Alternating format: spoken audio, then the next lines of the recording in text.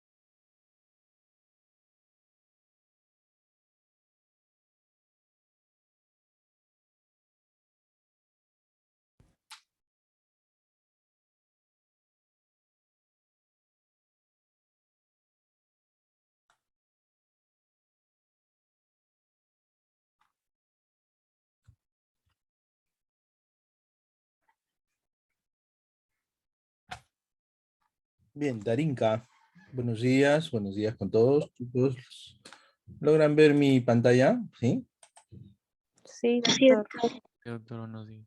Bien, chicos, gracias por eh, hacer un sacrificio para poder recuperar esta clase. Nos queda una pendiente, ¿de acuerdo? Vamos a ponernos de acuerdo.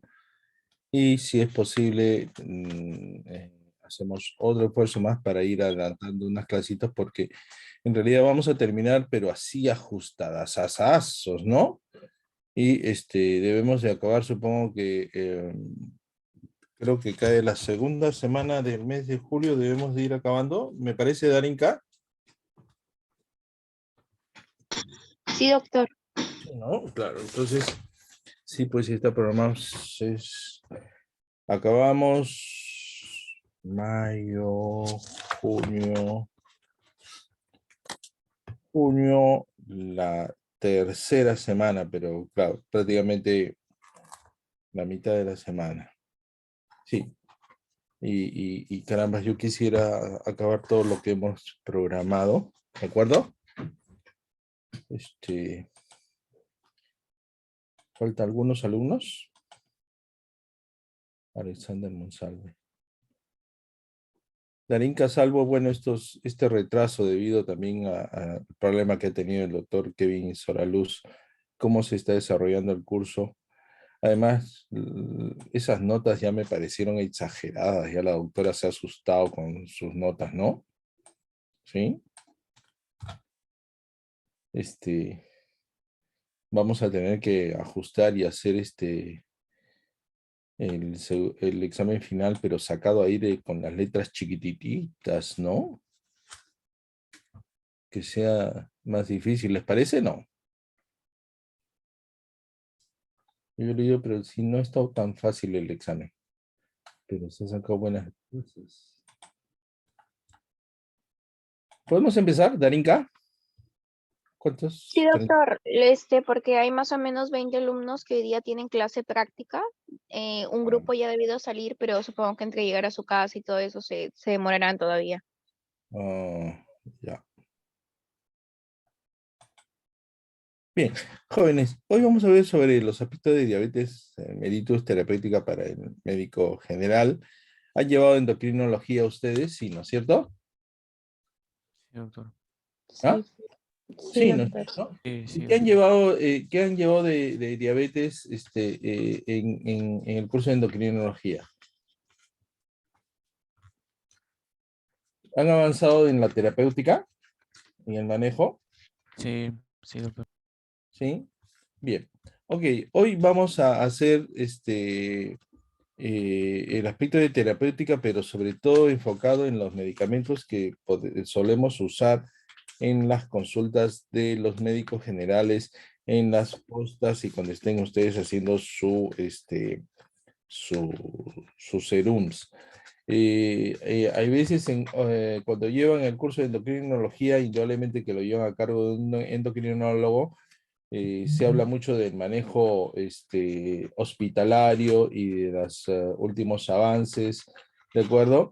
Del enfoque más académico, pero como les decía yo en el curso, la idea es poderles brindar las cosas que tenemos a disposición.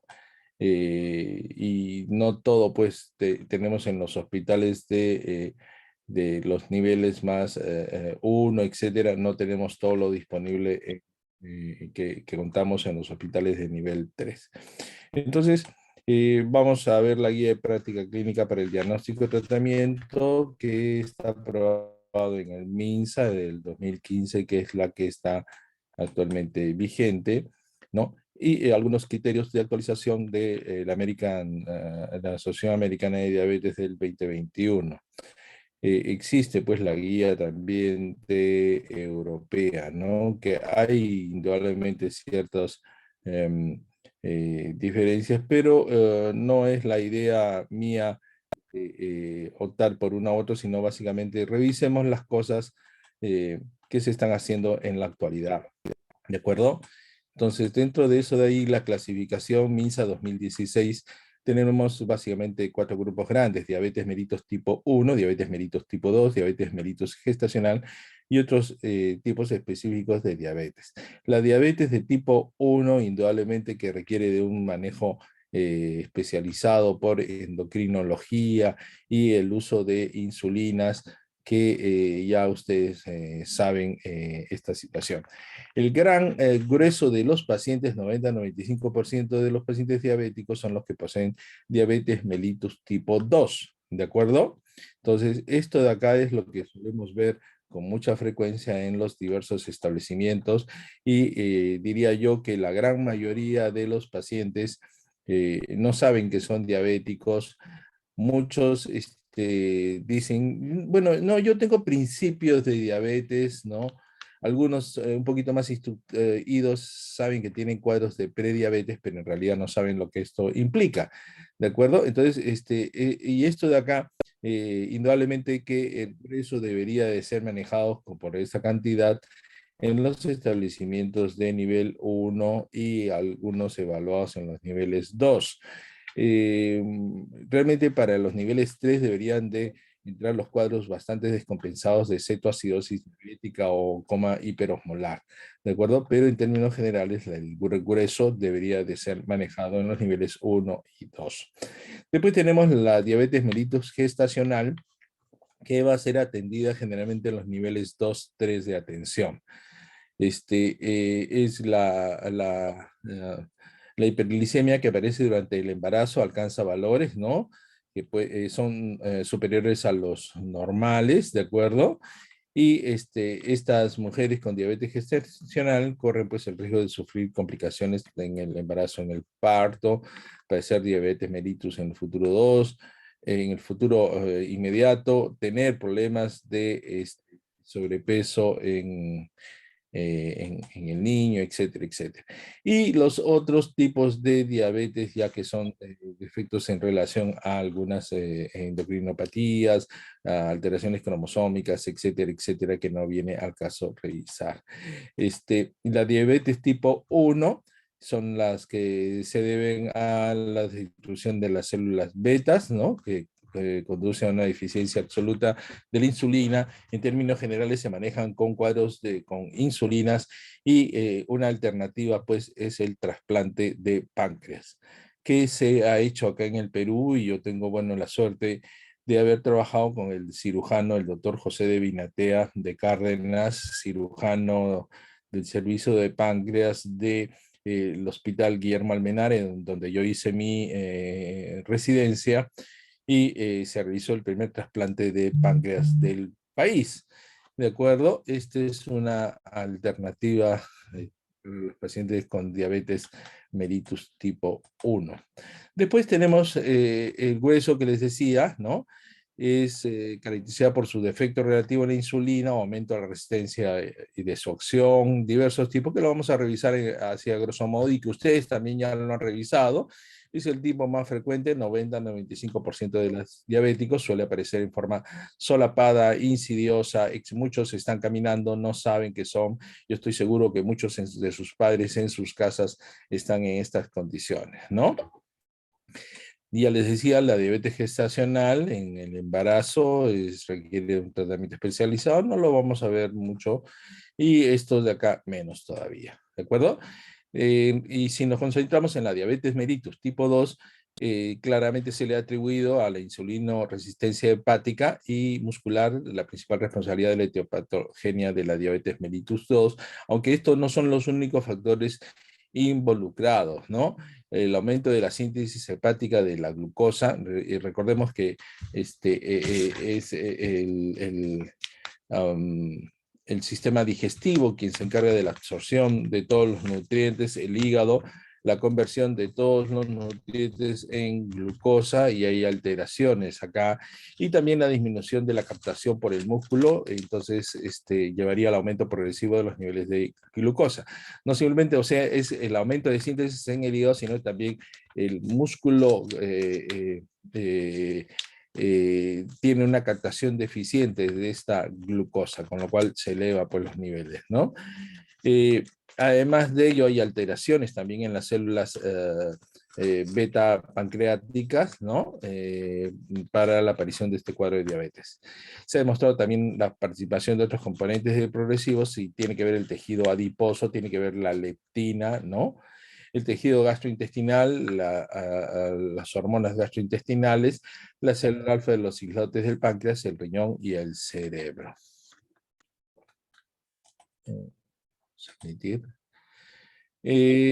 Según la Asociación Americana de Diabetes, ¿no?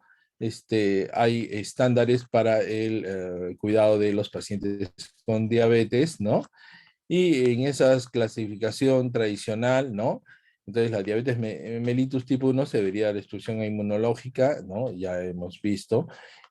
Hay ciertos estándares para los criterios de diagnósticos y en los criterios diagnósticos entonces se mantienen los mismos tests que en la versión anterior, tanto para el cribado de la diabetes mellitus como para el diagnóstico, es decir, para el hospital. Dicho sea de paso, antes de que me vaya a olvidar, creo que Darinka, para este sábado hay un en la sede de Balta va a haber una campaña de vacunación, ¿no? ¿Les han informado, chicos? Antes me voy a olvidar, disculpe que los interrumpa. ¿Saben o no saben? Levanten la mano los que están enterados. Los que están enterados, ¿nadie? Sí, ¿no es cierto? Hay vacunación para la influenza, hepatitis, varias, perfecto. Entonces hay que procurar estar ahí presentes, ¿de acuerdo?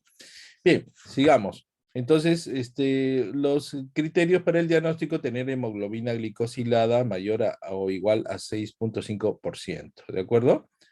¿Qué es la hemoglobina glicosilada, chicos? ¿Qué indica? ¿Nadie sabe?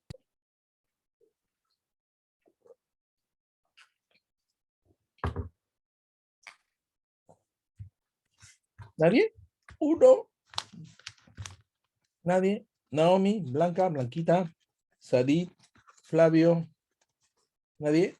¿Qué nos indica la hemoglobina glicosilada?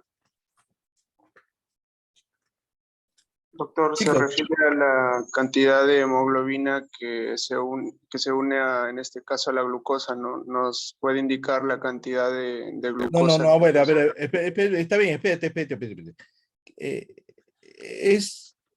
Es la cantidad de glucosa que se une a la hemoglobina, ¿no? ¿O al revés? ¿Sí? Está bien. ¿Sí? Es una fracción, claro, ¿por qué razón? Porque ¿qué resulta? Que las pruebas de glucosa son muy variables a lo largo del día, ¿no es cierto? Si es que ustedes se comen un chocolate, toman un desayuno muy copioso y inmediatamente ustedes, ¿cómo se llama? Se hacen una prueba, pueden encontrar glucosas altas sin necesariamente ser diabetes, ¿de acuerdo? Pero existe un testigo a largo plazo, es decir, un marcador que no es tan variable, que es justo la hemoglobina glicosilada, ¿de acuerdo? Esa de ahí no engaña, es decir, nos dice qué tanto tiempo, que está por largo tiempo eso elevado, y nos sirve para controlar también si el paciente está bien o no controlado. ¿Estamos de acuerdo? Harley, ¿estás por ahí? Sí, doctor. ¿Existes? ¿No? Entonces, es que importante el criterio de ya no simplemente solicitar glicemias, sino hay que solicitar hemoglobina glicosilada, ¿de acuerdo? Entonces, ¿cómo la hemoglobina glicosilada HbA1c, ¿de acuerdo?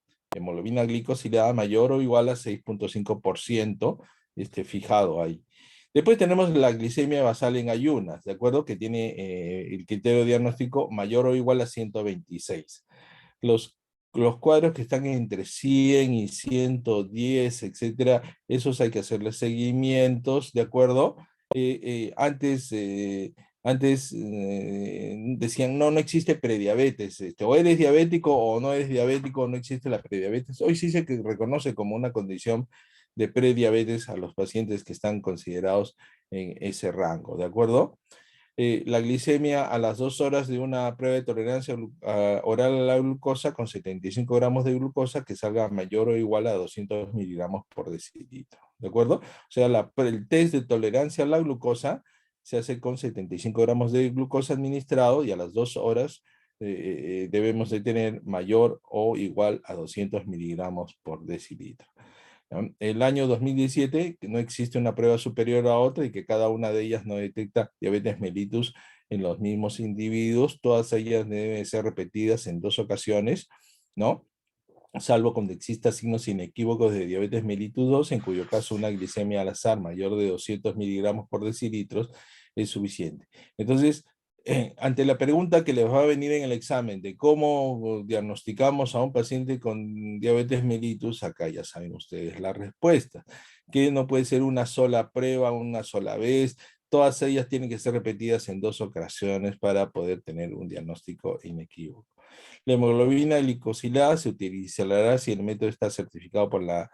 esa es otra, ¿no? De que también las pruebas de hemoglobina glicosiladas tienen que estar certificadas, de preferencia en laboratorios confiables, porque hoy en día hay cualquier laboratorio que está haciendo cualquier cantidad de pruebas. Hoy día la noticia es de que en Lima hay un centro médico cubano en donde están atendiendo médicos cubanos que no están colegiados, ¿no?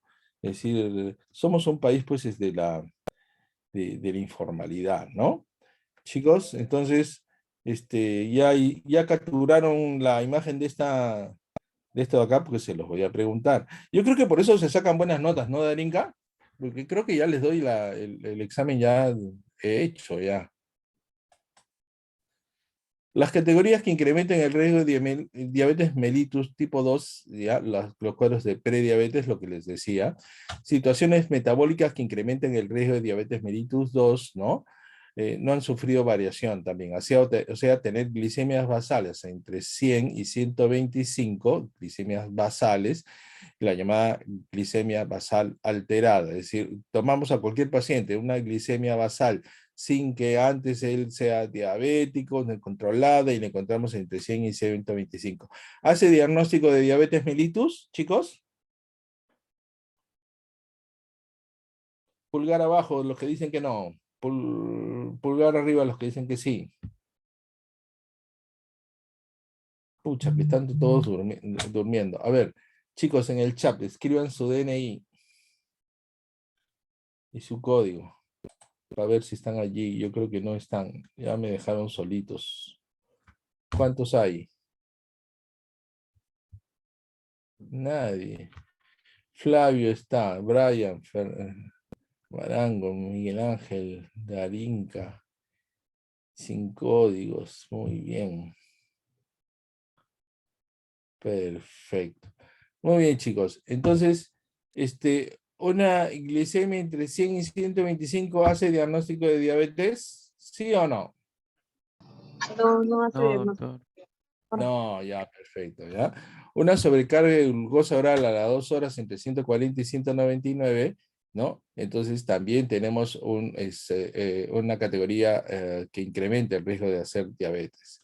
Y una hemoglobina glicosilada entre 5.7 y 6.4. Recordemos que el diagnóstico más de 6.5, ¿de acuerdo? Todos los test son iguales de apropiados, el riesgo es continuo, excediéndose los límites en las 3 situaciones. Si todos los test son apropiados, entonces, ¿basta con pedir uno o es mejor pedir los 3?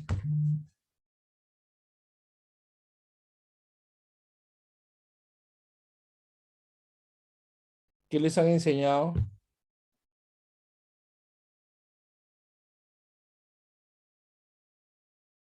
¿Basta con uno, Judith? ¿Sí?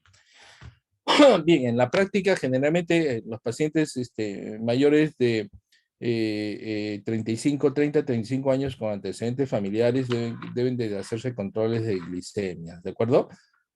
Un control de glicemia, ¿cómo se llama? Es bueno para controlar. En un mayor de 30-35 con carga genética, sí hay que enviarlo al endocrinólogo para que se haga el diagnóstico. Se le pide glicemia, desde sobrecarga la glucosa, controles de hemoglobina glicosilada, inclusive dosaje de insulina, ¿de acuerdo? Para para poder catalogar. ¿Y por qué razón? ¿Por qué razón es necesario hacer un diagnóstico precoz, ¿cómo se llama? De la diabetes.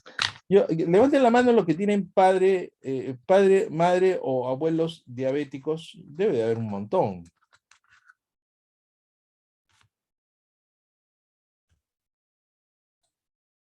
Claro, ¿no? César Sánchez, Alberto. Perfecto. Entonces, hoy en día, chicos, ¿la diabetes se cura o no se cura?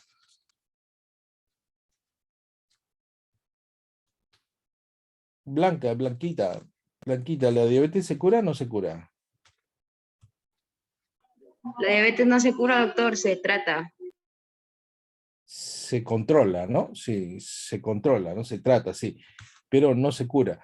Pero si es que ustedes tienen carga genética importante, ¿de acuerdo? Entonces, hay cositas que ustedes deberían de prevenir. Y la mayoría de ustedes ya está bordeando los 22, 20, entre 22, 23, 24 años, ¿no? Y es una buena edad para prevenir. Dentro de esas medidas preventivas está el control sobre todo de peso y los estilos de vida, ¿no es cierto? Sus vidas saludables, que lo vamos a ver ahora. La clase pasada, cuando con el doctor Ricardo Guin hicieron hipertensión, ¿cuál es el primer escalón para el tratamiento de la hipertensión? Igual el doctor les explicó de que existen criterios para poder diagnosticar hipertensión. Una vez que una persona tiene un diagnóstico de hipertensión, ¿cuál es por dónde deben de empezar el tratamiento? ¿Algún medicamento? ¿Algo? ¿La dieta? Sí, Linder, con la dieta, ¿cómo es la dieta del hipertenso? Bajas en cantidades de sal. Ya, pero aparte de la dieta, Ejercicio. y Hardy, el primer escalón de tratamiento del paciente hipertenso no es el tratamiento médico, ¿no es cierto? Dependiendo de las cifras, por supuesto. Pero son los cambios de estilo de vida más saludables, ¿no es cierto, Harley? Sí, doctor. Entonces, acá en la diabetes es exactamente lo mismo. Si tenemos un paciente con diabetes, lo primerito que hacemos, ¡pum! ¡Pum! No le metemos el tratamiento, sino hacemos una evaluación de sus estilos de vida y lo primero que tenemos que hacer es modificar sus estilos de vida. ¿De acuerdo, Harley? ¿Ya? Sí, doctor. Entonces, eso es lo primero. Y es pregunta de examen. ¿Te gustaría que te pregunte eso en el examen? No, más papaya no puede ser, ¿no es cierto, Harley? O te pido el liraglutida, ¿cuál es la presentación y cuáles son las dosis? ¿Qué prefieres? Prevención o retraso de la aparición de la diabetes mellitus 2. Se recomienda monitorizar la glucosa anualmente en las personas con prediabetes en la que se detecta nuevas apariciones de casos. Se debe proponer a los pacientes con prediabetes un programa de intervención sobre los estilos de vida. Hay programas, ¿de acuerdo? Acá en el Perú no tenemos en términos generales programas, pero sí recomendaciones que debemos hacer. Y como las cosas de repente no funcionan muy bien en el ministerio, por lo menos sí espero llegar a ustedes que son, tienen familiares con carga genética para que puedan hacerlo. Y con esto de acá logran mantener una pérdida de 7% del peso al tiempo que realizan actividad física de intensa a moderada, ¿no? Como caminar a paso ligero por lo menos 150 minutos a la semana. ¿De acuerdo? Esto me parece excelente para una pregunta de verdadero o falso, ¿de acuerdo? Así que chicos, tomen nota de esto de acá. Es importante. En relación a la nutrición, ¿no? Existen pues situaciones ya de consenso también en controlar la ingesta de los azúcares y de los carbohidratos, ¿no es cierto? ¿De acuerdo? Eso de allí me gustaría tratarlo en la clase esta que se debe del doctor Soraluz de los aspectos de sobrepeso, obesidad, ¿no? Todas estas situaciones. Pero la dieta es importante. La abolición, sobre todo, de la ingesta de azúcar, ¿no? De azúcar, la disminución de los carbohidratos, ¿de acuerdo? Todo eso de ahí es importante. Y fuera de eso de allí que requiere de otra clase, la terapia con metformina, ¿no? Para la prevención de diabetes es una alternativa de los pacientes con prediabetes, es decir, ¿no? Ya con diagnóstico ¿cómo se llama?, de prediabetes, especialmente para aquellos con índice de masa corporal mayor de 35 kilogramos por metro cuadrado o edad inferior a los 60 años o de mujeres con antecedentes de diabetes gestacional. ¿De acuerdo? La metformina es uno de los, medicamentos básicos en la lista de la Organización Mundial de la Salud, un medicamento muy antiguo que en realidad hasta ahora sí tiene bastante vigencia. Y al igual que el tratamiento, se advierte que la metformina puede asociarse con deficiencia de vitamina B12 y hay que monitorizar. Generalmente se le da vitamina B12, tiamina, ácido fólico a los pacientes que reciben metformina. ¿Y cómo se traduce el déficit de vitamina B12, chicos? ¿Qué les pasa? ¿Qué alteraciones de qué tipo? Anemia megaloblástica. Sí, pero también hay alteraciones nerviosas, ¿no es cierto? Alteraciones en la sensibilidad en las manos, en los pies, etcétera, etcétera. ¿Está bien? Sí, está bien. Ahí sí nos puede ser neuropatía, ¿no? Anemia, está bien, y neuropatía, ¿de acuerdo? Recuerden la forma de calcular índice de masa corporal, ¿de acuerdo? IMC, peso en kilogramos sobre la talla en metros cuadrados. Aquí tenemos una tabla. Recuerden, aquí ustedes confronten su peso con su altura y deben de estar cayendo en este rango de verdecito. ¿De acuerdo? ¿Ya? Aquí más o menos. Muy bien. Se clasifica, lo vamos a revisar. Peso bajo normal entre 18.5 a 24.9, o sea, hasta 25, ¿no? Cuando tenemos entre 25 y casi 30 ya tenemos sobrepeso, o 30 a 35 obesidad tipo 1. Los pacientes con obesidad tipo 2 arriba de 35 son los candidatos para intervenciones de otro tipo. Pero hoy se reconoce que los pacientes con obesidad de tipo 1 con un factor de comorbilidad también hay que hacerle una intervención mayor.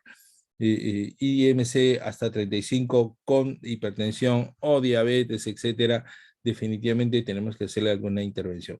¿Y por qué razón tenemos que intervenirlos para que controlen el peso? Porque estos pacientes, hay cuenta este paciente con obesidad 2 o 3, ¿qué es lo que le va a pasar en algunos años a estos pacientes?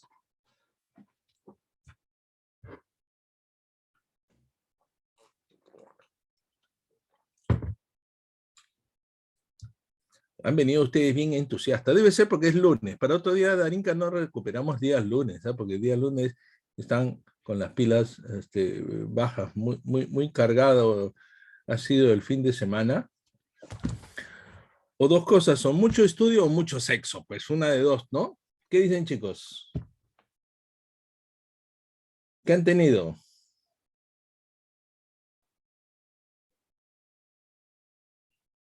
Alexander, ¿qué has tenido?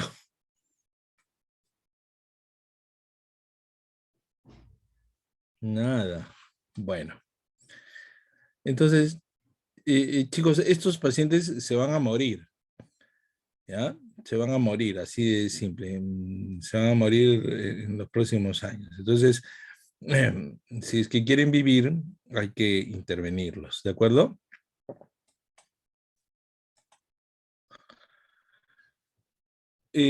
Acá tenemos bases para calcular los requerimientos calóricos en el paciente diabético, dependiendo de la edad, el sexo, la actividad, ¿no? Y la cantidad de calorías por kilo.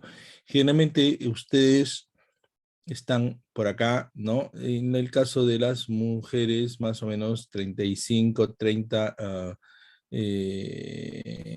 kilocalorías por kilogramo de peso, ¿de acuerdo? Más o menos 35, sobre todo si es que están ustedes estudiando, más o menos por acá.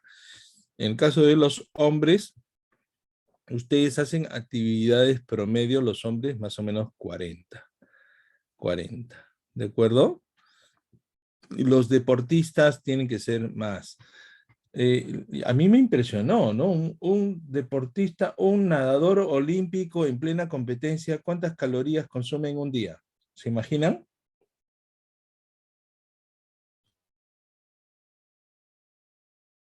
¿Nadie?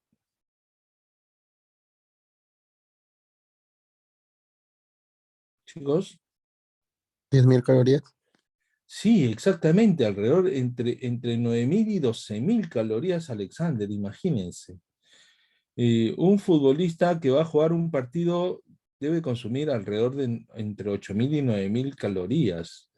O sea, y para que eso suceda, por supuesto, el día del partido, por eso generalmente consumen pastas, ¿ya? No pasta básica, por supuesto, ¿no? Sino tallarines, se sobreentiende, ¿no, Alexander? ¿De acuerdo? Entonces, y suplementos para que tengan un buen rendimiento, si no, no clasificamos. Algunos hipoglicemiantes que he seleccionado más o menos, ¿no? Entre las biguanidas, la metformina, que es, digamos, el más utilizado. En los niveles 1 y 2 de atención en MINSA, en salud, es el que más se utiliza. En la práctica privada, los médicos pareciera que ya no utilizan tanta metformina porque han aparecido nuevos hipoglicemiantes que son de más fácil manejo, tienen una acción rápida, etcétera, etcétera, ¿no? De mejor calidad, pero sin embargo la metformina todavía no ha perdido su vigencia. Vamos a revisarlos, las ventajas, ayuda a la pérdida de peso, no... esto es algo que consta. Difícilmente un paciente con metformina le hace una hipoglicemia por el tratamiento, difícilmente. El costo es bajo, hay amplia experiencia, mejora el perfil lipídico, el problema, ya les decíamos, la deficiencia de vitamina B12 y anemias también, ¿no es cierto? Después tenemos la sulfoniluria, la glibenclamida, que también se tiene mucha experiencia, bajo costo, acción rápida, pero la glibenclamida sí puede producir hipoglicemias, está en relación a aumento de peso, por asociación con aumento de riesgo cardiovascular, ¿de acuerdo? Entonces miren, a diferencia de que la glibenclamida puede aumentar de peso, la metformina, ¿no? No lo hace. Inclusive he visto un trabajo de febrero de este año en el cual está asociado con aumento de la sobrevida en los pacientes diabéticos con el uso de metformina. Son estudios que todavía no están muy bien, es un solo estudio, ¿no? Entonces, pero más o menos para que tengan una idea de que la metformina sigue siendo un muy buen medicamento.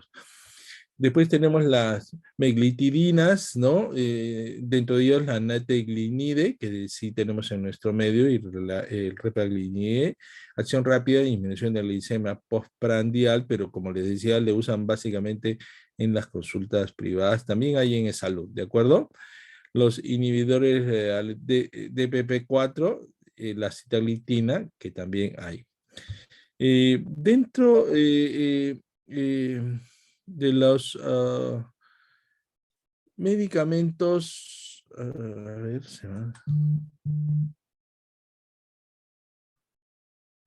acá tenemos, entre los análogos de la GLP, tenemos la liraglutide, ¿no? Que también ayuda a la pérdida de peso. El uso parenteral no produce hipoglicemia, pero produce a veces vómitos y náuseas, ¿de acuerdo? Ese es un muy buen medicamento que se llama Victoza. Acá tienen un lápiz jeringa, se saca, se carga, se programa y se inyecta en tejido celular subcutáneo. Y esto está ayudando a bajar de peso a las personas, pero es un poco caro. Un lápiz de estos más o menos cuesta 300 soles y dura más o menos 10 días, ¿no? O sea, 30 soles el tratamiento diario, pero es un producto bueno, ¿no? Que sí ayuda a bajar de peso. Después, los inhibidores de la SLT2, que es el canaglifosine, que sí también tenemos en nuestro medio, pero como le decimos, básicamente no se suelen utilizar mucho en la práctica hospitalaria. Bien, entonces, en clase terapéutica, ¿qué es lo que sí, ya saben, les vamos a preguntar? La metformina, ¿ya? Se administra a dosis de 500 hasta 2,55, 2 gramos y medio, un poco más, 3 comprimidos de 850 diarios, ¿no? Y hay que empezar con la menor dosis inicial recomendada, produce dolor abdominal, diarreas, etcétera, al inicio, entonces hay que empezar en dosis más bajas. Recordemos que inclusive está recomendado para los pacientes en condiciones de prediabetes, ¿de acuerdo? Confirmada, por supuesto, ¿no? Antes de eso, repetir nuevamente que el primer paso para el tratamiento de un paciente diabético, ¿cuál es? Lo vuelvo, ya lo pregunté. María José, ¿sabes? Rosita, Harley, Clara, ¿alguien me puede decir? Estilos de vida. Cambios de estilo de vida, así es, Natalie, cambios de estilo de vida. ¿Cómo hay que convencerlo? Y si esto lamentablemente el paciente no entiende, no, ya, mi medicina. Pero, Natalie, el paciente tiene que entender que si es que no cambia su estilo de vida, se va a morir, ¿ah? Se va a morir joven. Hoy en día, levanten la mano los que están decepcionados de la vida, ¿no? Los han choteado y se quieren morir jóvenes, ¿no? Nadie, pues, ¿no? Nadie quiere, ¿no? Y quienes reconocen que de repente están con algo de sobrepeso o algo gorditos y que tienen que cambiar su estilo de vida. ¿No hay nadie acá?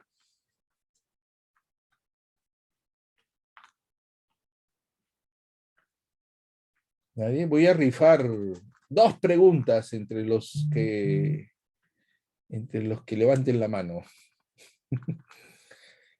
Ya ves, Darinka, ¿no es cierto? Ya ves, por lo menos la delegada es honesta, ¿no? Yo creo que está muy bien elegida Darinka como, ¿cómo se llama?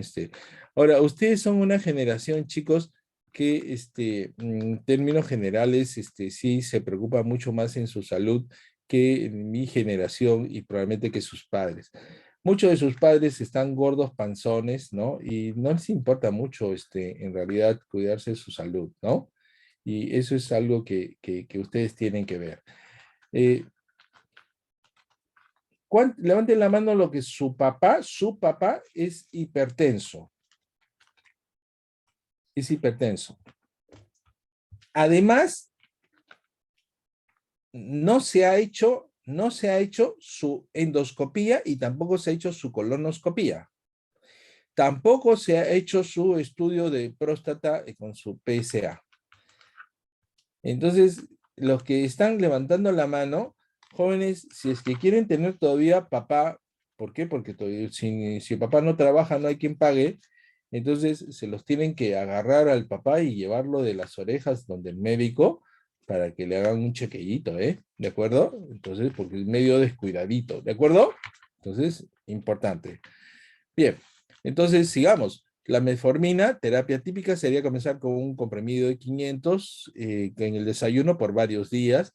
Si se tolera sin molestias gastrointestinales y la hiperglicemia persiste, se puede añadir un segundo comprimido de 500 con la comida de la cena, es decir, 500 mañana y noche. Se puede ir aumentando semana a semana. La gran mayoría de pacientes con cambios de estilo de vida, una alimentación saludable y 2 comprimidos en la mañana de 500 o de 850, suelen controlar bastante bien sus glicemias, ¿ya? La dosis generalmente se da divididas, raro los pacientes que necesitan recurrir a unas tabletas de 1 gramo, ¿ya? Entonces, cuando les pregunten cuál es el hipoglicemiante uno de los más antiguos con menores efectos secundarios, etcétera, más usados es la metformina, sin duda alguna, ¿ya? Es la metformina. La glibenclamida, como les decía, sí puede provocar hipoglicemia, ¿no? Tabletas de 5 miligramos, al inicio 2.5, media tableta, a 5 al día junto con el desayuno o la primera comida al día. Aumentar la dosis a intervalos de media tabletas cada semana. Dosis máxima, 20 miligramos al día, es decir, 4 tabletitas, ¿de acuerdo? Puede ser una buena pregunta, ¿no? Se recomienda la ingesta en una sola toma antes del desayuno, ¿no? Produce ciertas molestias gastrointestinales, pero hay larga experiencia, pero puede provocar hipoglicemias. La sitaglitina también, el famoso Januvia, que sí, yo al menos lo pongo porque tengo pacientes privados que sí, muchos de estos están usando Januvia. En realidad no sé por qué razón, bueno, lo usan Januvia, ¿no? No es tan barato, ¿no? Pertenece a la clase de medicamentos inhibidores de la DPP4, ¿no? Inhibidores de la dipeptidilpeptidasa. Reducen los niveles de azúcar en la sangre. Se han reportado casos de pancreatitis, pemphigoide buloso, ampollas dérmicas asociadas al uso de sitaglitida. Hemos tenido un caso de pancreatitis, ¿no? Con el uso de estos medicamentos. En términos generales, todos los hipoglicemiantes podrían producir, ¿ya? ¿De acuerdo? No digamos que no. El paciente diabético ya de por sí puede desarrollar pancreatitis, ¿ya? La dosis habitual recomendada, un comprimido de 100 miligramos recubierto una vez al día por vía oral, ¿no? Con o sin alimentos o bebidas, y si hay problemas renales se debe usar dosis más bajas. Bien. La nateglinida, ¿no? El Starlix, que es de Novartis, dosis inicial recomendada 60 miligramos 3 veces al día antes de las comidas. No tiene pues muchas ventajas con un medicamento que hay que tomar 3 veces al día frente al anterior que se puede utilizar en dosis única, ¿de acuerdo? También lo colocamos porque es de uso, pero de todos estos, lo que hay que recordar es básicamente metformina y la glibenclamida por la cantidad de usos que tienen y disponibilidad. La repaglinida o repaglit, ¿no? Tabletas de 1 miligramos, ¿no? Es un tratamiento de diabetes tipo 2, ¿no? Que tiene otro tipo de acción, cerrando los canales de potasio y ATP, y aumenta el flujo del calcio, ¿no? Estimulando la secreción de la insulina en las células betas de acción corta. Es decir, este medicamento aumenta la secreción de insulina, mejora la biodisponibilidad a nivel muscular. Bien, entonces, básicamente estos son los hipoglicemiantes que están de mayor uso en el mercado actual.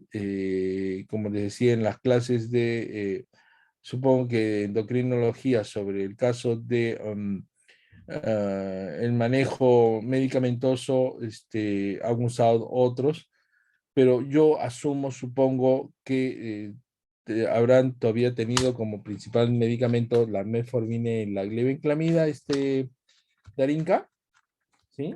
O hay muchos endocrinólogos que ya no les gusta usar esto, ¿eh?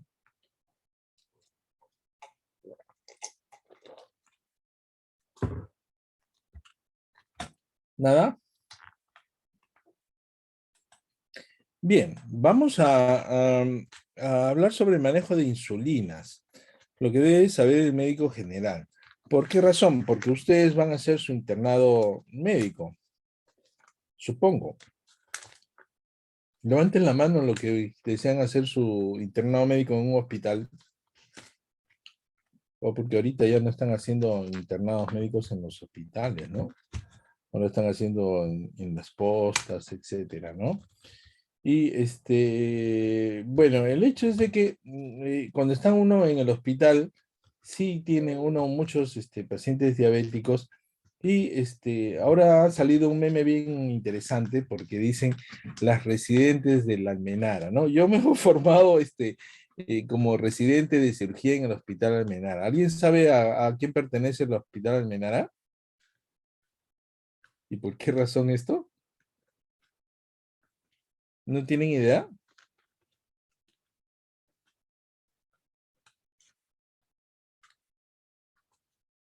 Nadie.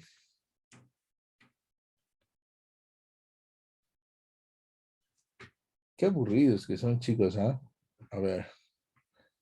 Pertenece a de salud. ¿Y qué resulta que hay diferencias entre que los internos que se forman en MINSA y los que se forman en salud? Y los residentes también que se forman en MINSA y de los que se forman en salud. La diferencia es de que en el MINSA todos los pacientes tienen que comprar sus medicamentos, ir a pagar a caja para que le tomen un análisis, un examen. En cambio, el paciente de salud, como es asegurado, no necesita hacerlo, ¿de acuerdo? Y entonces, hay cuenta, llenar los formatos del CIS se hace en MINSA. En cambio, en salud no llenamos los formatos del CIS, ¿de acuerdo? Entonces, ¿qué resulta? De que a veces están ustedes trabajando en MINSA y un paciente necesita insulina. Y ustedes, que a lo largo del curso de terapéutica, ¿qué cosas les he dicho en relación a las dosis y las presentaciones? ¿Qué les he dicho? Que no hay necesidad, pues, de aprenderse eso, ¿no es cierto? ¿O sí?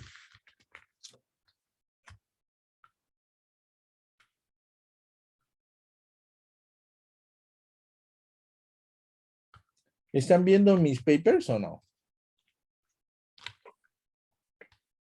Sí, doctor. Sí, ¿no es cierto? Claro. Y entonces, ¿ustedes tienen idea de cuántos tipos de insulina hay en el mercado?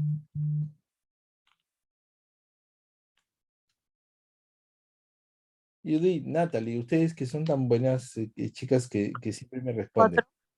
¿Ah? 4. 4, ya. ¿Quién dijo que sí? Rápida, prolongada, intermedial. Sí, ¿no? Claro, por la velocidad, pero ¿cuántos tipos? Ahora van a ver. Y se van a dar cuenta que, y el paciente le va a decir, y doctor, ¿y qué tipo de insulina? Porque me han dicho qué tipo de insulina en la farmacia. Y ustedes no saben, entonces están en un tremendo problema. ¿Y cuál es el otro problema? Es de que si es que ustedes se confunden de insulina, ¿qué le podría pasar al paciente? Hipoglucemia. Claro, y la hipoglicemia, ¿qué pasa? ¿Qué hace con el paciente con la hipoglicemia? Está muy bien, Judith. Lo lleva al coma, doctor. Al coma, y llevándolo al coma, ¿qué le puede pasar al paciente? Se muere. Se muere, es decir, podrían matar ustedes a alguien utilizando una insulina, ¿no es cierto, Judith? Sí, doctor. Así es, Judith. Y entonces, ese es el miedo. Recuerden ustedes que tienen miedo ustedes utilizar medicamentos porque tienen miedo a matar pacientes, ¿o no, Judith? Sí, doctor. Tenemos Ya, miedo. claro, por supuesto, pero el miedo se va a vencer, ese miedo que tienes, Judith, se va a vencer de dos formas. Uno es con el conocimiento y otro es con la práctica. ¿Estamos de acuerdo, Judith? Sí, doctor. Judith, tú me caes muy simpático. Judith, la próxima cirugía que tenga, te voy a pasar la voz. ¿Qué te parece? Gracias, doctor. Ahí Me vas estaré. me vas a mandar tu teléfono porque te has ganado una cirugía, ¿eh? Claro, ¿no? Sabiendo, el doctor Giracata es profesor de cirugía, pero ¿y por qué está estudiando, por qué está enseñando terapéutica? No es que sea un todista, un sabelotó, no, porque en la práctica cotidiana yo utilizo todas estas cosas porque tengo que estar operando pacientes diabéticos. ¿Y qué resulta? De que no en todas las cirugías yo mando llamar al endocrinólogo, yo le hago una consulta previa para un riesgo endocrinológico, el endocrinólogo me hace las recomendaciones y soy yo quien me tengo que hacer cargo del paciente. Y el paciente que yo lo opero no puede comer y tampoco puede ingerir medicamentos. Entonces, no puedo usar metformina ni glibenclamida durante el acto operatorio. Entonces, si que se le sube la glicemia, ¿qué tengo que estar utilizando?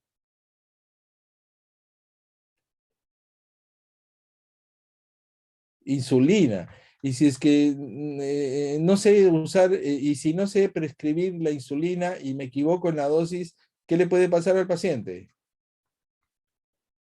Que me haga hipoglicemia, lo de cerebro al paciente, porque ¿cómo se llama? La hipoglicemia puede descerebrar al paciente, ¿no es cierto? Y lo puedo terminar matando. ¿Ya? Yo creo que los estoy aburriendo con mis historias anecdóticas, pero es así, pues, chicos. Entonces, ¿qué resulta? Bueno, primero, pautas móviles de insulina rápida. Existen lo que se llama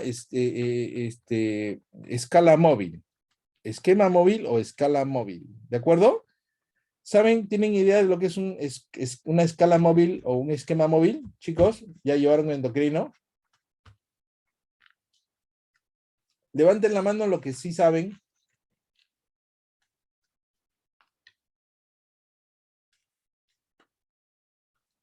Si nadie levanta, asumo de que no saben. Y recuerden que ya he llevado endocrinología. Y entonces, si es que no le han enseñado, entonces mi pregunta es, ¿qué cosa les ha enseñado, no? Judith, tú que... No lo sabes todo, pero tú que me respondes. ¿Les enseñaron lo que es una escala móvil, Judith?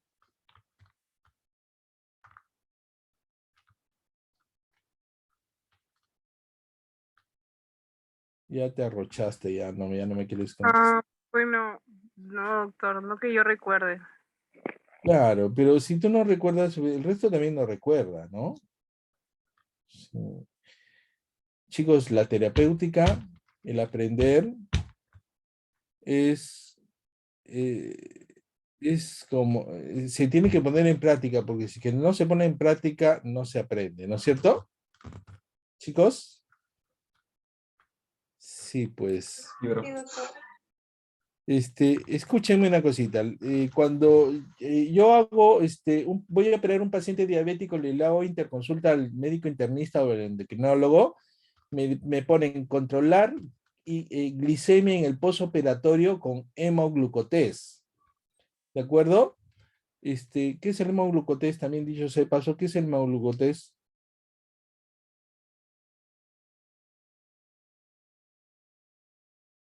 ¿Saben o no saben? Tampoco saben.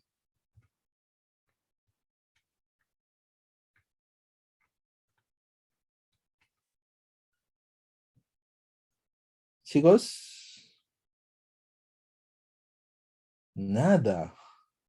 Levanten la mano lo que tienen, lo que saben, lo que es un hemoglucotés. Doctor, ¿no es el glucómetro? Sirve para... Sí, exacto, el glucómetro. Ujú. Claro. ¿Y saben cómo se usa esa cosa? Sí, se hinca el paciente en el dedo y se coloca en ¿En la qué parte tirita, del dedo? ¿En qué parte del dedo? bueno, en los costados, en los costaditos de los... Los costaditos, Carlita, sí, exactamente, Sí, los porque en costaditos. el medio duele. Duele.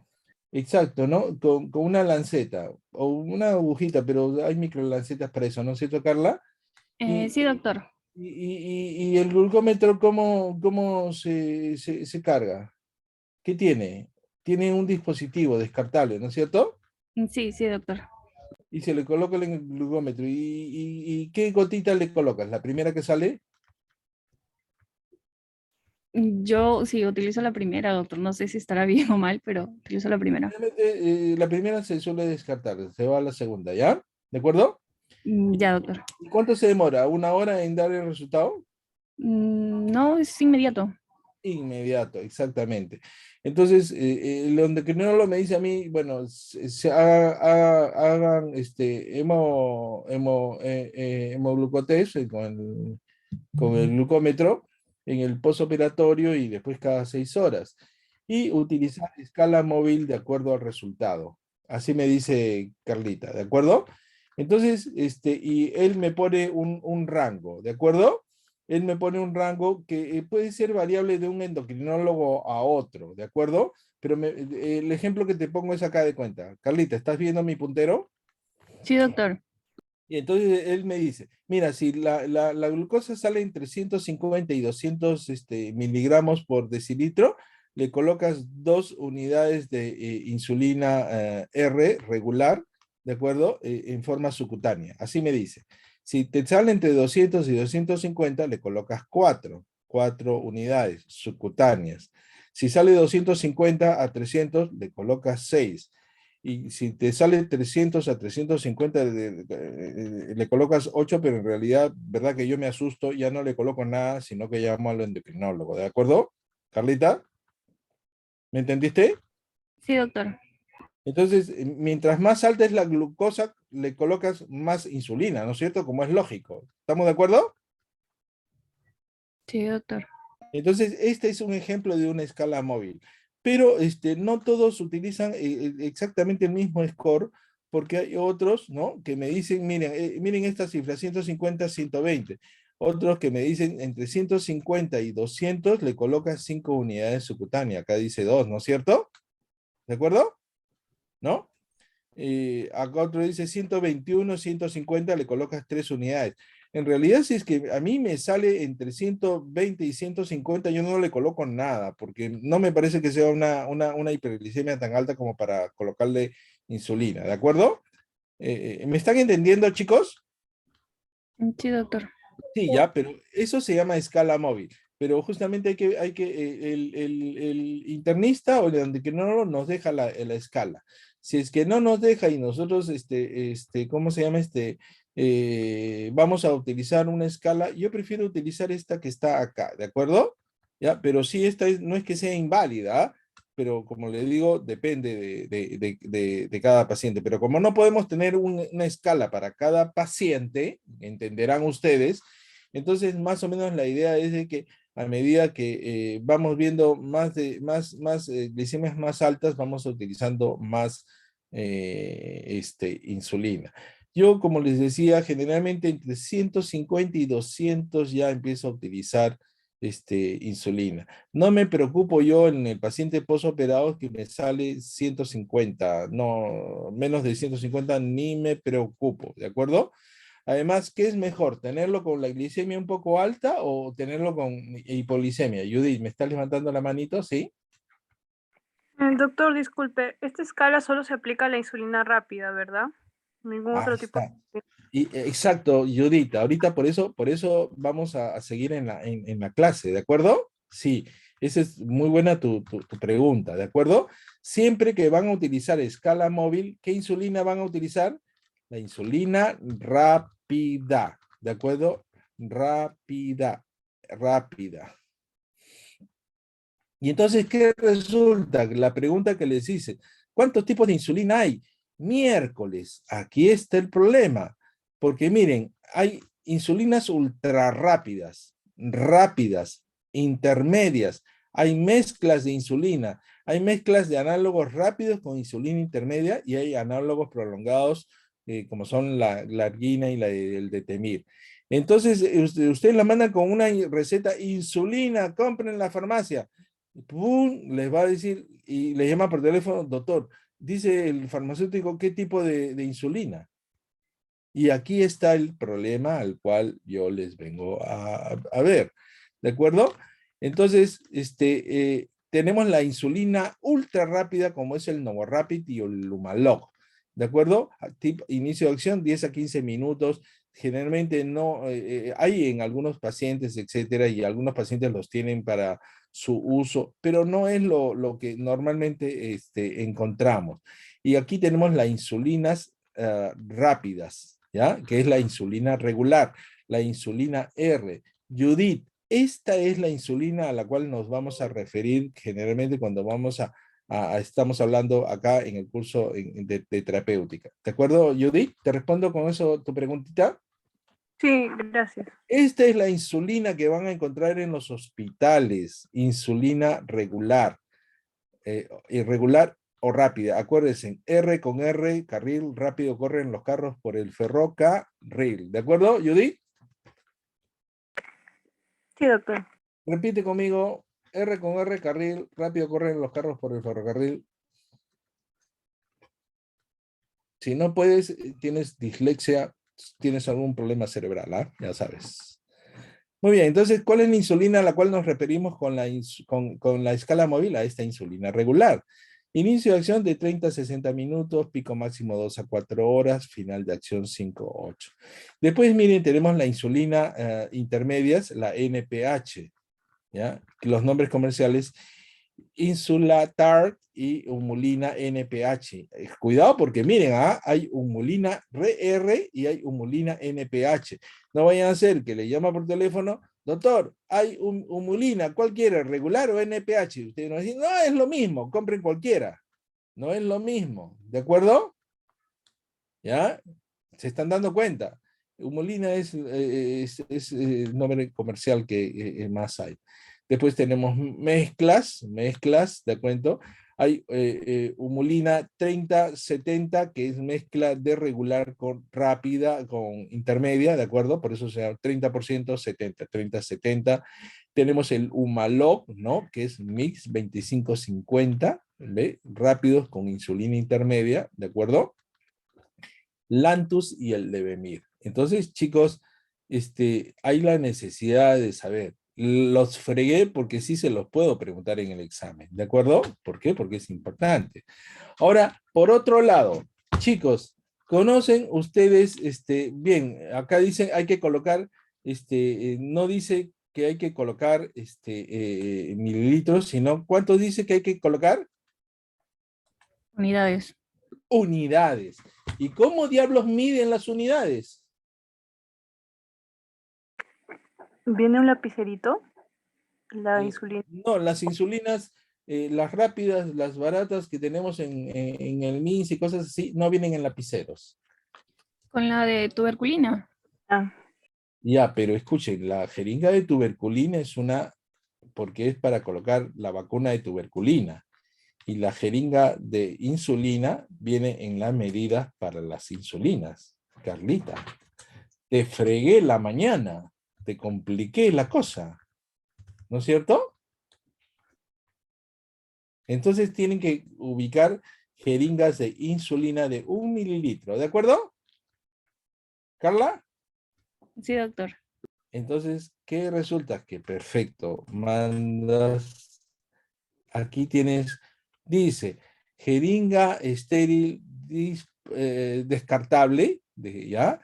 1 mililitro, dice, 1 mililitro, con una aguja de 27 gauge con media pulgadita, ¿de acuerdo? ¿Sí? Así viene, ¿de acuerdo? ¿Listo?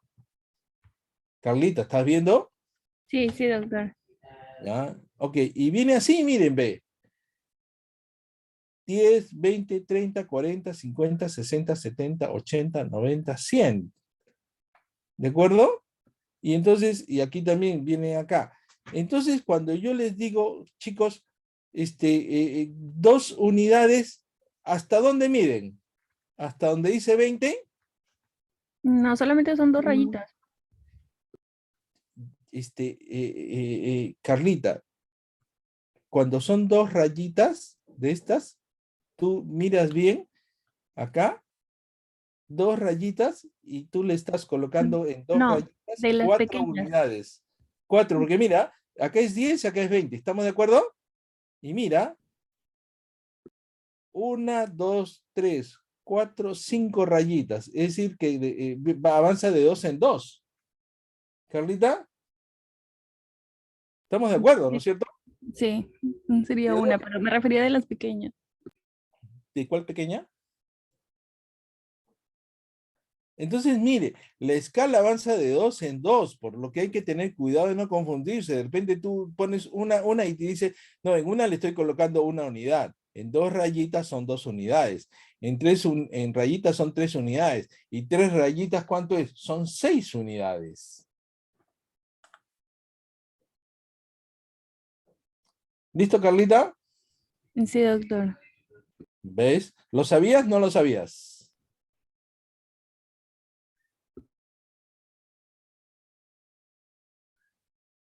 No, ¿no es cierto? Ahorita ya lo sabes. Entonces, ¿qué cosa hay que hacer? Tener cuidado. Por eso siempre el voluntarismo es malo, chicos. Y yo he comprobado ¿cómo se llama? Que voy yo y yo le pregunto a la enfermera por qué. Porque si bien hay muchas enfermeras que por supuesto que saben, sin embargo hay enfermeras que no saben. Y yo mismo tengo que estar supervisando que lo sepa. Yo le pregunto, bueno, hay que colocarle insulina. A ver, ven, tráeme una jeringa. A ver, ¿hasta dónde vas a cargar? Y resulta que cuando yo le pregunto, resulta de que no sabe cargar bien una jeringa. ¿Y qué les parece eso de ahí? ¿Qué puede pasar con el paciente?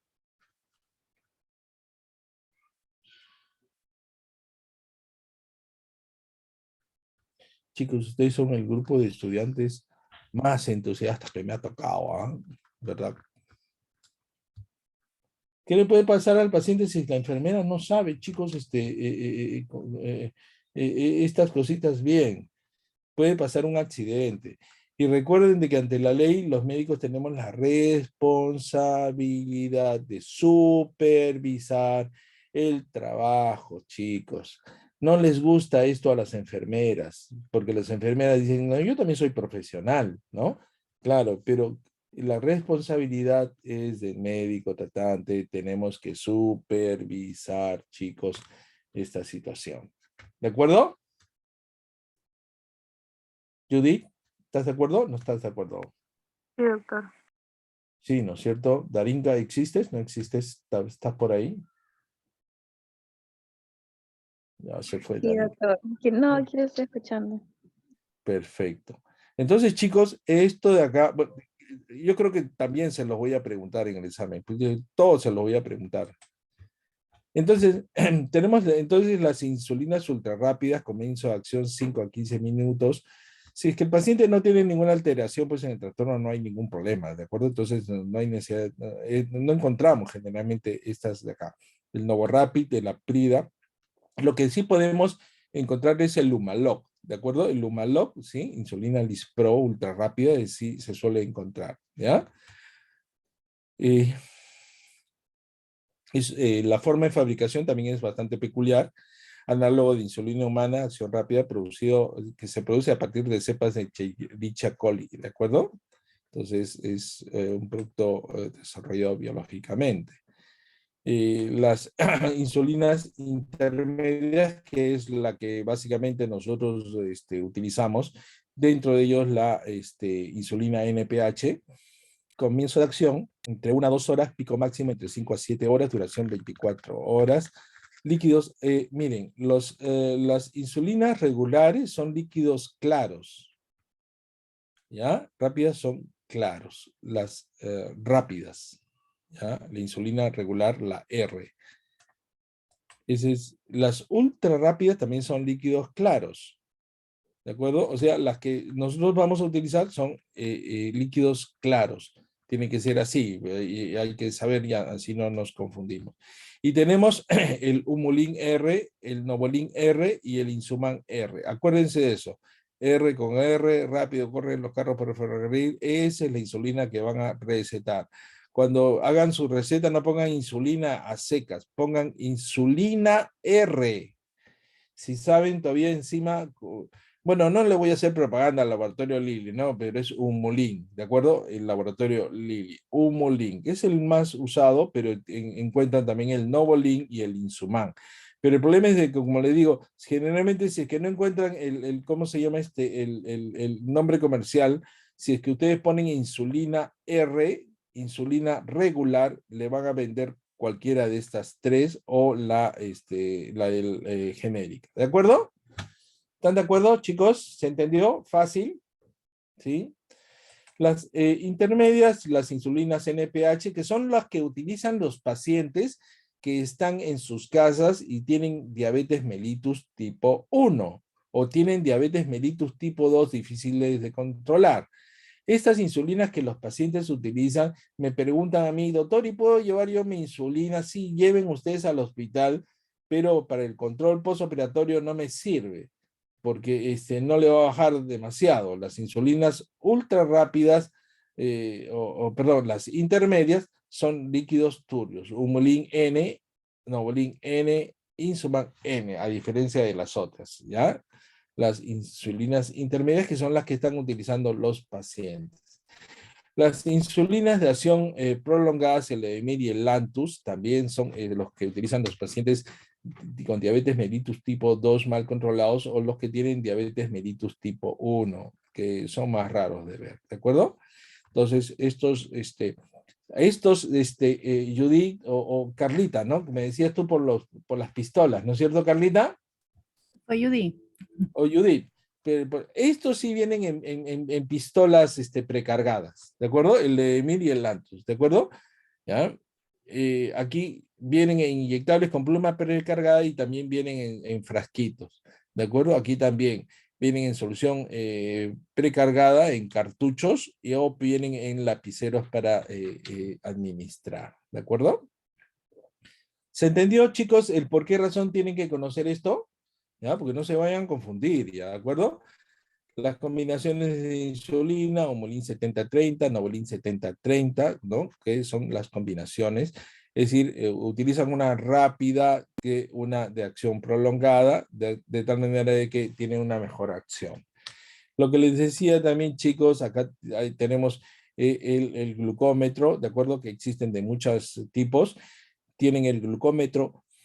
En sí tienen sus cartuchitos para colocarle aquí digamos, los dispositivos que van colocados en la parte alta.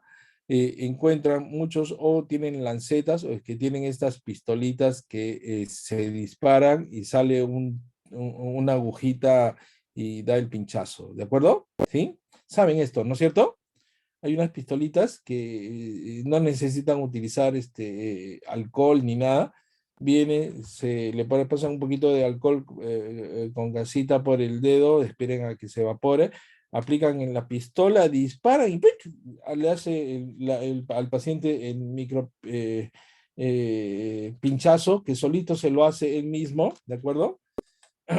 Con el cual en un costadito se toma y sale el marcaje de la glucosa. Eso también hay que saberlo. ¿De acuerdo? Muy bien. Hipercalemia e insulina. Yo siempre doy esta situación.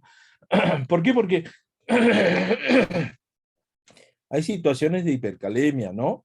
Y a veces, ¿cómo bajamos la hipercalemia? Porque la hipercalemia puede dar paro cardíaco, ¿no es cierto? Entonces, para bajar rápidamente la hipercalemia. El potasio, ¿dónde es más rico? ¿En fuera de la célula o dentro de la célula? Intracelular. Intracelular, ¿no? Exacto. Y la forma más rápida de bajarle los niveles de potasio a un paciente que tiene niveles de potasio alto, ¿dónde se mide el potasio? En la sangre, ¿no es cierto, Judy? Entonces, si es que uno quiere bajarle rápidamente el potasio a un paciente renal o un paciente cardíaco, etcétera, entonces, ¿qué cosa le administramos? Le administramos una solución glucosada con insulina. ¿Esto qué cosa va a hacer? De que abran los canales y se meta glucosa rápidamente, pero esta arrastra el potasio. Con eso logramos bajar los niveles de potasio. ¿De acuerdo? Para eso les traía esta situación. ¿Preguntas, chicos? Con esto acabamos la clase. Doctor, ¿No tienen preguntas? en caso de un paciente normal que está pasando por su proceso COVID, ¿cómo haríamos? Porque sí se le debe cuidar lo que es el tema de su insulina, de su glucosa en sangre, perdón. Entonces, si es un paciente normal y sale elevada su glucosa, entonces, ¿qué insulina le puedo colocar? Y ¿cuántas veces al día? Ya, el manejo de un paciente con COVID, que es un COVID grave, ¿de acuerdo, Exacto, que Carlita? esté recibiendo dexametasona. Ya, el problema es complejo. Hay que ver si es un paciente no diabético que hace hiperglicemia por COVID o hay que ver si es un paciente diabético que justamente más descompensa su diabetes por el COVID. El problema del COVID, chicos, y que ya ustedes recibieron su clase sobre manejo de COVID, un paciente de COVID manejado en forma, en su casa, etcétera, un COVID no grave, no debería de hacerles cuadros de hiperglicemia. Un paciente diabético que les hace COVID tampoco debería de alterar su manejo de su diabetes. ¿Hasta ahí estamos de acuerdo, Carlita? Sí, doctor. Perfecto. Un paciente que ingresa a la unidad de cuidados intensivos, ¿por qué? Porque ¿cuánto tiene que tener de saturación para que vaya al hospital? Menos de 90. A ver, chicos, ¿alguna otra opinión? ¿Cuándo va a ir al hospital? 95. ¿Ah? No, dijimos una cifra. 92, 92. Pusimos el límite jóvenes 94. Yo controlo a mis pacientes de COVID así. Mientras que estén arriba de 94 no hay problema. Cuando está en 94 ya la cosa hay que llevarlo al hospital. ¿De acuerdo? ¿Por qué? Porque ya no están las cosas yendo muy bien. Ahora, ahí lo deben de evaluar si es que se va a quedar o se va a ir. Pero generalmente ya con 94 ya me preocupa. ¿De acuerdo? ¿Ya? ¿Ya? Entonces, lógico, si está abajo de 90, ese paciente se tiene que quedar y es probable que necesite una asistencia especial. Pero el COVID no y la pregunta que hacía Carlita, el COVID no simplemente baja el oxígeno, sino que el COVID da toda una reacción inflamatoria sistémica en cual hay alteraciones también en la cascada de coagulación. Y también hay problemas sistémicos que afectan justamente al páncreas, ¿de acuerdo? ¿Ya? Y esta afección al páncreas causa de que haga muchas veces también hiperglicemia. Por diversos factores que no están muy bien conocidos, altera. Entonces, generalmente cuando hay esas hiperglicemias, también en relación al uso de la dexametasona, por supuesto, etcétera, entonces se debe de utilizar insulina R para el manejo. ¿Por qué? Porque es la que está con mejor disponibilidad y es la que está más a la mano. ¿De acuerdo? ¿Te respondí con eso? Sí, doctor. ¿Ya? Ahora, no estamos hablando de las situaciones de endocrinología que son emergencias en los diabetes. ¿Cuáles son esas dos situaciones, chicos? Cetoacidosis Sí, doctor. y coma hiperosmolar. El coma hiperosmolar y la cetoacidosis diabética, ¿no es cierto? No es pues para que lo manejen en una posta, etcétera.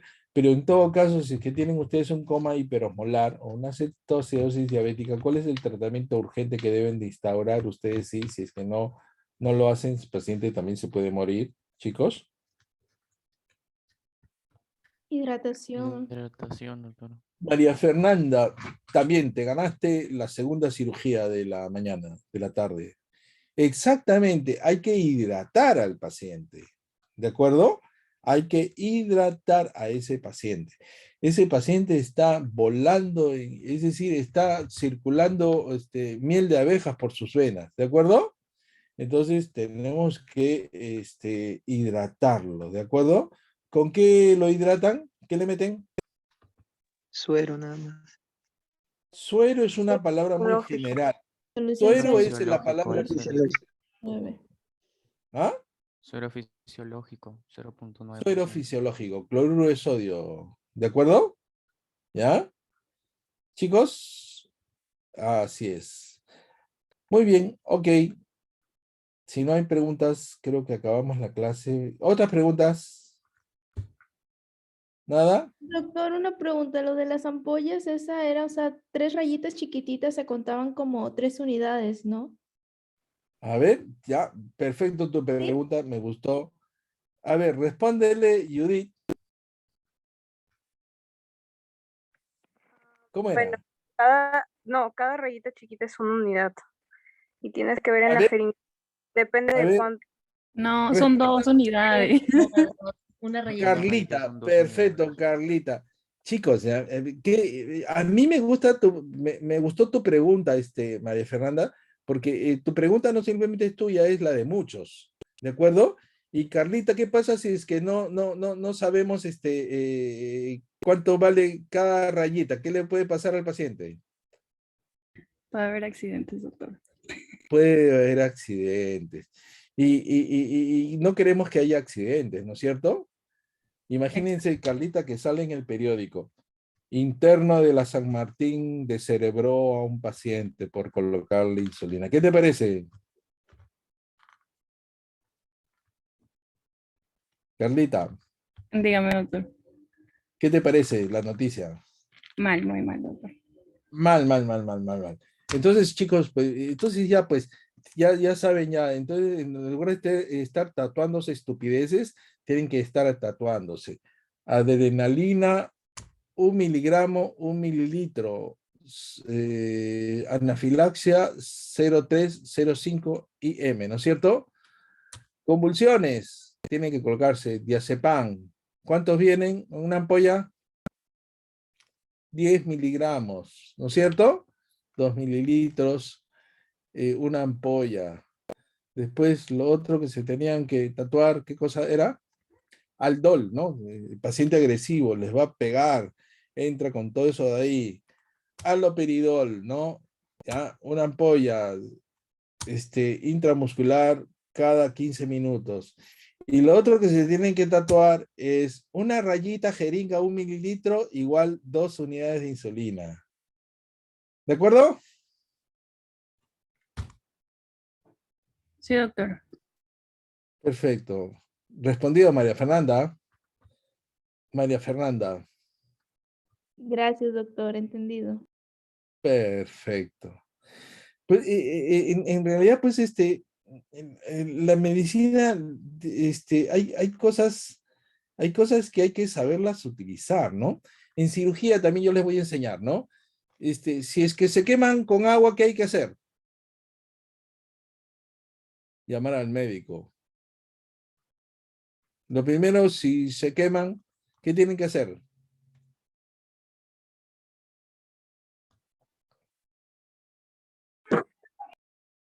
Llamar al médico. No. ¿No le echan agua? Sí, No, agua doctor, no le echamos agua porque le van a salir ampollas.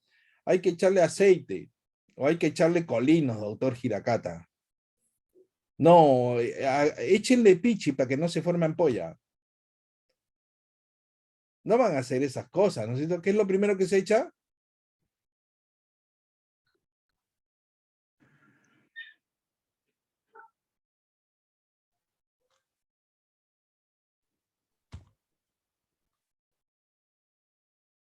Acá hoy día, como le digo, sale un baleado y lo dicen de que tienen que operarlo, no le han sacado la bala. Y mi hijo pone eso en su Facebook y yo le digo, lo que pasa es de que cuando la bala llega al corazón, el paciente se muere, porque hay esa creencia de los pacientes de que cuando la bala camina, y entonces cuando llega al corazón, el paciente se muere. Hay que sacarle la bala. Y eso de ahí, ¿qué cosa es? ¿Verdad o mito? Tampoco saben, ¿no? Entonces están ustedes preguntando. Chicos, ese es un mito.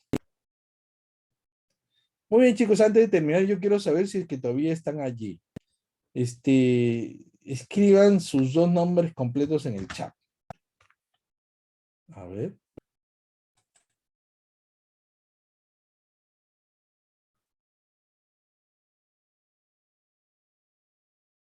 A ver, ¿cuántos hay a ver en el chat? Vamos a ampliarlo.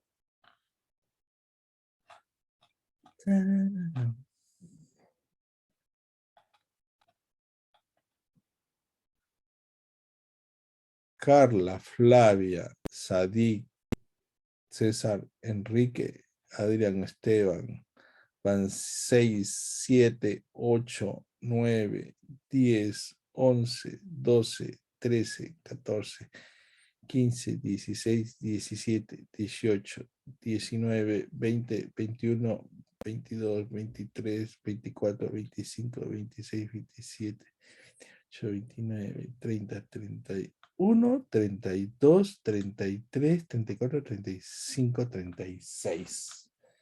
¿Ven? 36 participantes.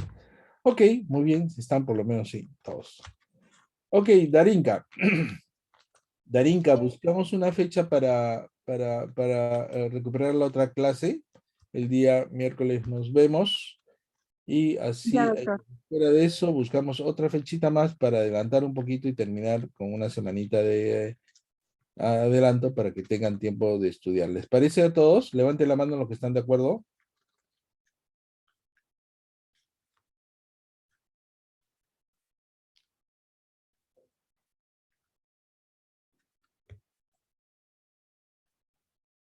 Muy bien. ¿Qué más? María José, ¿no estás de acuerdo? Roxana, de Arinka tampoco. Lady, Flavio, Lisette, Nicole. Bien, mayoría. El resto no tiene. Yo supongo que no tienen cómo levantar la manito, ¿no? Bien. 1:30. Nos vemos, chicos. Gracias por dedicarme estas horas del lunes para recuperarme. Ya nos vemos. Cuídense. Hasta luego. Gracias, doctor. Gracias, doctor. Hasta luego. Gracias, doctor. Hasta luego.